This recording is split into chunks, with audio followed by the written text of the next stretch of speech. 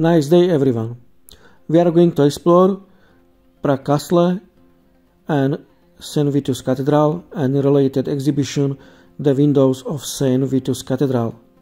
Then we will explore Castle South Gardens and we will enjoy views on the old town of Prague. We are looking now at the St. Vitus Cathedral. Was built on the site of the original rotunda. Construction of the St. Vitus Cathedral began in 1344 and continued for several centuries with different architectural styles incorporated over time. The cathedral was finally completed in 1929.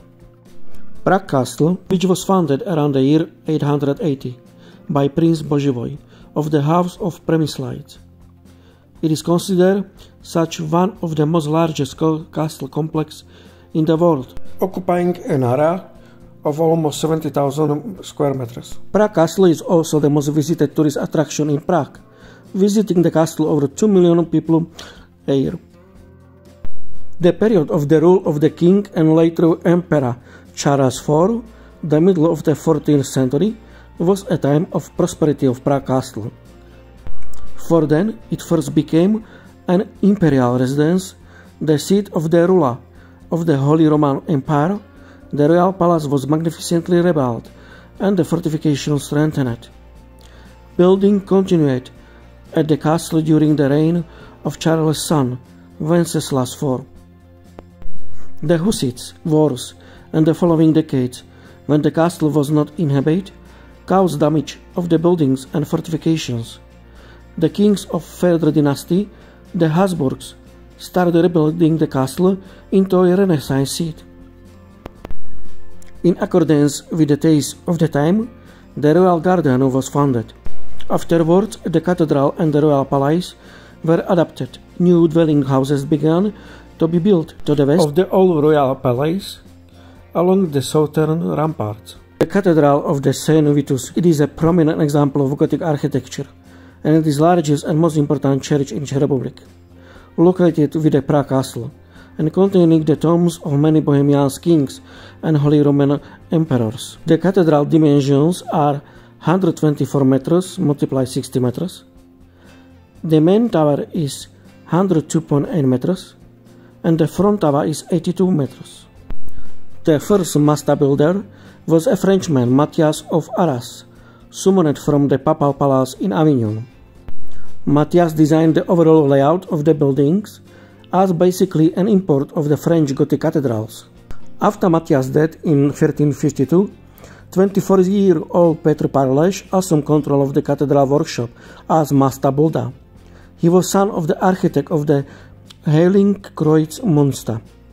Initially, Parleš worked on plans left by Matthias, building the sacristy on the north side of the church and the chapel on the south.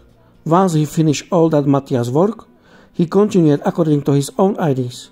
Parleš brought his own innovative design in a unique new synthesis of Gothic elements in architecture. This is best to see in the vaults he designed for the church. After Petr Parleš's death in 1399, his two sons, Wenzel and Johannes, continued his work. In total, it takes 600 years to build this cathedral, which was finally finished in 1929.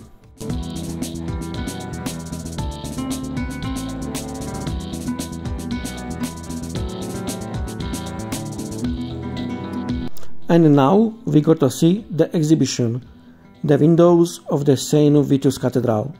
The exhibition shows the richness of the cathedral's colored windows, their stylistic variety and perfect artistic execution, and, last but not least, the details of the stained glass windows, which are not easily distinguishable when seen from the ordinary viewpoint. The photographic documentation of the stained glass windows was created over a number of years, and all opportunities were used for its acquisition. Whenever scaffolding was erected in the cathedral, the author of the photos is Jan Glock, who for many years captured not only the windows but the entire systematic care of the Cathedral St. Vitus. Wenceslas and Adalbert, for the Prague Castle administration. In cathedrals built in the High Gothic period, the structural system made it possible a significant enlightening of the structure and opening of the perimeter walls by large window openings. On their glazing, composite of small panes of multicolored glass, artists create amazing pictures with figures of saint or scene from the Bible. The colorful glazing of windows that visitors to the cathedral can see today were created over a period of approximately 100 years, 1865 to 1969. All but the windows in the chapel of the St. Wenceslaus come from the era of completion and repairs carried out by the Union for the completion of Cathedral St. Vitus at Prague Castle. Their implementation was only made possible by generous financial donation from institutions and individuals. There were even donors who did not want to be named. On the left we have the Cathedral of St. Vitus, and we are walking straight towards the King Palace. But we go to the right, in the direction of the named Bull staircase down, which takes us to the southern gardens of the Prague Castle. And the southern gardens offer us incredible views of the historic city of Prague. And throughout the walk, we will have the opportunity to enjoy wonderful views on the doorstep. The southern gardens were gradually created on the site of the fortifications under Prague Castle. After the last reconstruction, in 2012, they were returned to their original appearance from the 1920, when the Slovenian architect Josip Plečnik designed them for President Tomáš Garrigue Masaryk. The southern gardens measure almost 500 meters, and the complex consists of 3 gardens in total. The Garden of Eden is located on the site of the oldest garden in front of the southern facade of the castle, on the side of the private garden of Archduke Ferdinand from the 1650s. Rudolf II also had a private garden here. There was an imperial bath, or among other things an aviary. It was given the current form by the architect Plečnik in the 1920. A monumental staircase or a large granite bowl in the middle of the lawn became dominant. The granite edge of lawn also adapts in one place to what is probably the oldest tree at Prague Castle, the yew, whose age is estimated at 400 years. Incredible views of the historic center of Prague are offered from the semicircular viewpoint. The lookout was displayed in 1924-25 above the original bastion, the remains of which can still be seen here today. We are standing above the second garden at Navalech, refers to the original rampart of the fortifications on the south side of the castle, where later the first smaller gardens began to emerge. These were transformed into a park in the 19th century. In 1849, the gardens were surrounded by a wall which is still in place today, but in the 1920s it was significantly reduced during modifications by the architect Josip Plečnik. So I believe you like the walk with the views of first south gardens. All I have shot in this video with my new phone Google Pixel 8 Pro. So I notice image stabilization and videos are definitely sharp and very good quality. If you like this video, I would appreciate a like, and if you have not yet subscribed to this channel, you can support me in making videos by clicking the red subscribe button. So stay with me until the end. I believe that the shots are definitely worth it, and it has an inviting special autumn atmosphere.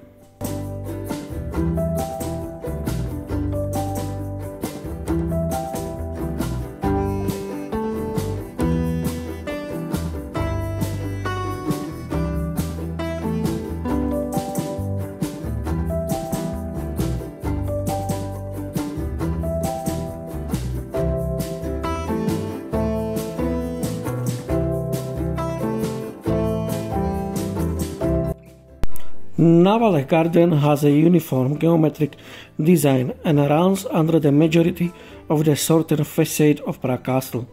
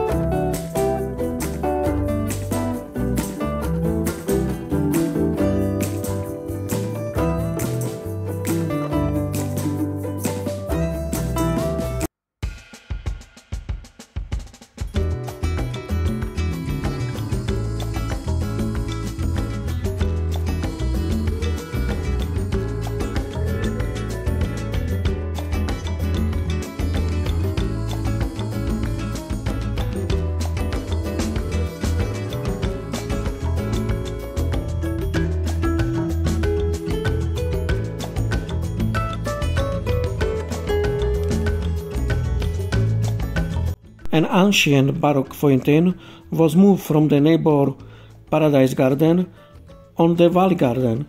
A small French park was created around the fountain with the help of park landscaping. The little Belvedere pavilion stretches east of the fountain. You will certainly notice the stone roof, which is supported on its shoulder by wonderful columns.